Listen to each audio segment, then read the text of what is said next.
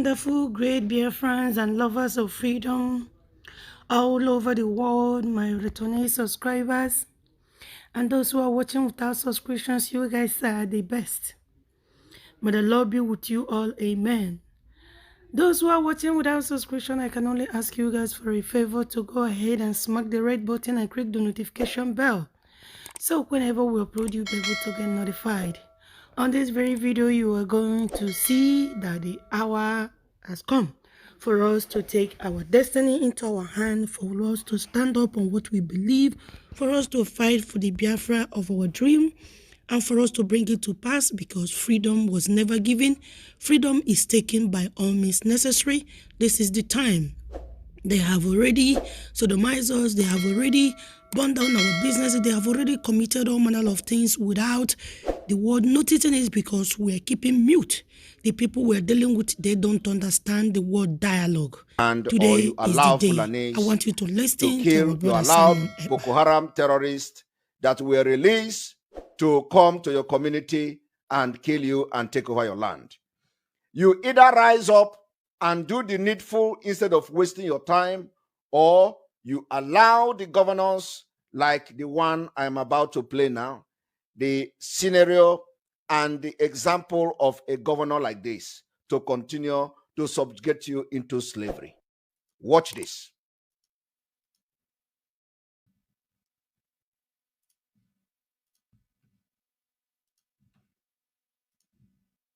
People are praying that Omahi should wind up and let the time come for him to leave office so that we can recover ourselves and continue to live as peacefully as we used to live before. His regime has been very, very strange. And it is like a thunderbolt that hit the people of Ebonyi State. Extremely regrettable. Nothing positive about it. Now, talking about the development of the state, Omahi concentrated on white elephant projects. I want you to pay attention and underline the first word that come out of him, so that we are going to know peace. It is not just about Omahi alone. That is why I said any military anywhere, from Enugu State down to Akwa Ibom State, any place you see them from tomorrow and they are harassing you. In fact, in Enugu State, I'm going to give exact checkpoint where the report has come that they have turned that particular entire place into another Guatemala, I don't know what Guatemala Bay or what they call it, So they have turned that place into Sambisa, or should I say into the northeast Boko Haram den. The military from the northern Nigeria, they mount the roadblock there, and all they do is to extort money, molest our people, rape our women, rape our children in the name of serving in the Nigeria army. We no longer need them. And if you think that we are going nuts or crazy for doing this, come and ask questions so we will explain to you. If you claim you have not been in Nigeria or you don't know what the military are doing, you ask questions, we are going to explain to you. So from tomorrow, we want to see that no military anywhere in Biafra land. And if they kill anyone, go to the House of Assembly, because they are the one bringing them. If they kill anybody, kill any woman again, kill any children again, kill any child again, burn any community, burn your market places, by tomorrow we are going to come with a comprehensive video, evidences of the atrocities and genocide that the military has committed in our land. We may not have the complete video by tomorrow, but we are going to come to give you example of what these people have done. And we are rising up to protect our future and our lives and our property by ourselves. I told you people that the world is going to talk about us very soon. They are going to talk about us very soon. We are going to fight. The reason why I am so concerned about the killing of children and the women and rendering them homeless in Biafra land is because the international community knows better what it means when the military go and kill children and nobody is talking. And because the political leaders, I am saying House of Assembly and the all state executive, in every state that comprises Biafra, you will know no peace from tomorrow. You cannot sleep in your house from tomorrow if the military continue to kill. You people have refused to talk. You have refused to address the issue. You just sit and watch, and everything you do every day is to come and discuss how to share money, state allocation, and all that. Nobody is discussing why are the military killing our women and our children, and Boko Haram is being released. 500 of them released yesterday, just within 6 months. So listen to this man. I want you to pay attention to what he said from the beginning.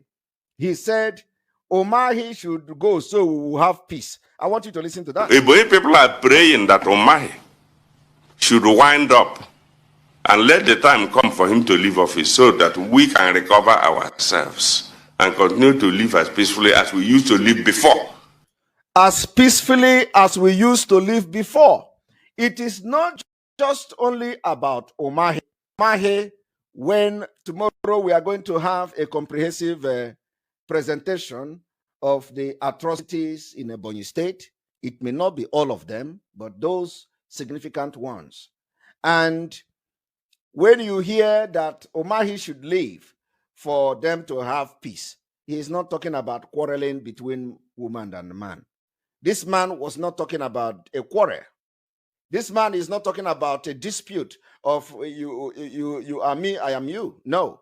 This man is talking about killing with gun. Omahi Ebubago will abduct people in Ebonyi State and bury them alive. We have evidence of one of the social media commentator that was abducted and almost to be killed, and something saved him. He was in the hospital. He confessed. They make sure they fractured his leg and all the joint in his body. Umahi hired assassin and the Bubagu group will go abduct somebody, kill the person, and bury him in a shallow grave. A lot of atrocity has been committed. Apart from that, the reason why we are starting tomorrow is because the military is no longer welcome in our land. The military are no longer welcome. If you know there is any place where you have criminals, you know how to arrest criminals. It is not the military that are responsible for arresting people who are criminals. Police are there. And if police cannot do their job, you disband entire police. We don't need them. We don't need them in our land. We don't need the military. They have killed enough. The carnage is too much. The siege is too much. It is unbearable. In the northern Nigeria, where you have Boko Haram killing every day, you don't have that kind of checkpoint in the northern Nigeria. So it is not welcome. And let me tell you, you that is in another group carrying arms, you that is in another group that I don't know, any group you belong to, you have now to channel your energy to the exact instruction I am giving this evening. The instruction is that going forward, any place you see military and they kill anybody and burn any village, kill any woman, make sure nobody goes to the State House of Assembly anymore in that state. Starting from tomorrow. Let every military checkpoint now channel their energy to government house and the State House of Assembly, because we have to solve the problem from the grassroots. The problem is coming from the grassroots. These particular elected criminals and corrupt officials, they bank and dine on the blood of our people. It's time for them to pay the price. We are going to make them talk, right? They pretend as if they are not in Biafra land. We are going to wake them. They are going to talk. Once a message is sent, everybody will run around. I want them to understand that we have written to everybody. We've written to the United Nations. We've written to ICC. Evidences are there. If I bring evidence of killings by the Nigerian military, some of you will not eat for 1 week. If I begin to show it, first of all, Facebook will block the page.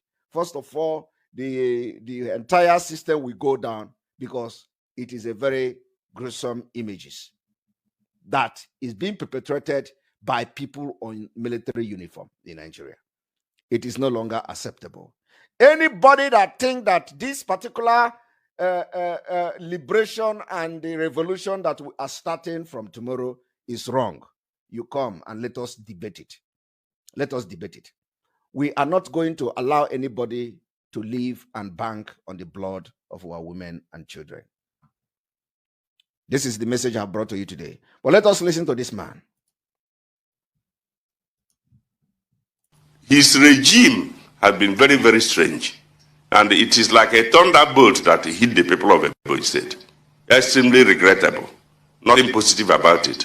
Now, talking about the development of the state, Umahi concentrated on white elephant projects and projects that will give him the opportunity to make personal money. And what we're saying is, what was the deal building a new government house in a poor state like Ebonyi? The government house in Ebonyi is a standard one. Why did he build a new one?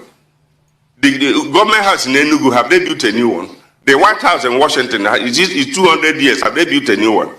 So now, because he's always going into projects through which there will be conduit pipes for siphoning of funds. He also went to build something like a ShopRite, a shopping mall. And businessmen came to him and said, don't build it, give us the land. We will now bring our private sector money and build it. And we run it, I will be paying you tax. Umahi insisted that he must build it himself. And then after building whatever he built, he told us it was 8 billion naira. Then he went and said he's building another one that has to do with the church. Then after building it, he told us it is 7 billion naira. So what kind of person is that? And a quantity surveyor told me, told me in confidence that those houses cannot be more than 2 billion naira each. So that's what we are saying. And this is a state that we are educationally very, very backward. When he came, he canceled the scholarships that were obtainable and made sure that everything about funding of schools was highly and drastically reduced. There is no functional general hospital in Ebonyi State. Agriculture is not even doing well like it used to do before. So what are we talking about? Is he a developmentalist? He doesn't believe in anything. Then he's building flyovers all over the place, in places where you don't have traffic congestion, because of an arrangement he has made with people in the federal government to be sharing money. So is that what should interest Ebonyi?